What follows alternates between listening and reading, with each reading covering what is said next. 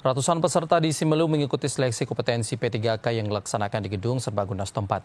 Pelaksanaan ini mengalami pengunduran jadwal dikarenakan sebelumnya pelaksanaan tes akan dilaksanakan di kantor regional BKN 13 Aceh. Pelaksanaan seleksi kompetensi calon P3K Simelu mengalami pengunduran jadwal karena adanya permintaan dari Pemda Simelu agar pelaksanaan seleksi dilakukan di Kabupaten Simelu. Hal ini dikarenakan mengingat tingginya minat dari ratusan peserta serta jarak tempuh yang jauh dari Kabupaten Simelu untuk melakukan tes di kantor regional BKN 13 Aceh.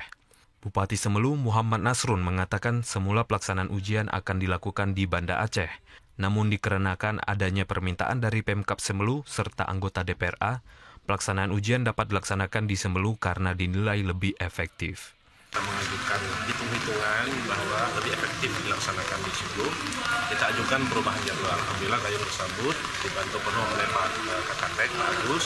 Kemudian kita kirim surat sesuai dengan arahan dari Pak Iskandar, Pak Agus dari BKN, untuk surat pusat untuk meminta bahwa Simelu dilaksanakan secara mandiri pelaksanaan tesnya.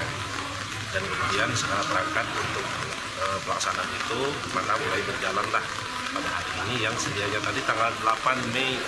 Lalu kita minta mundur karena keinginan yang sangat kuat dan tentu saja karena efektif. Kemudian hari ini bisa terlaksana di sini.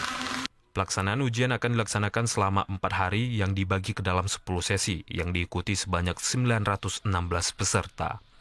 Di mana per sesi akan diikuti sebanyak 100 peserta diberikan waktu selama 120 menit untuk mengikuti ujian. Dari Kabupaten Simelu, Al-Hashab, TVRI melaporkan.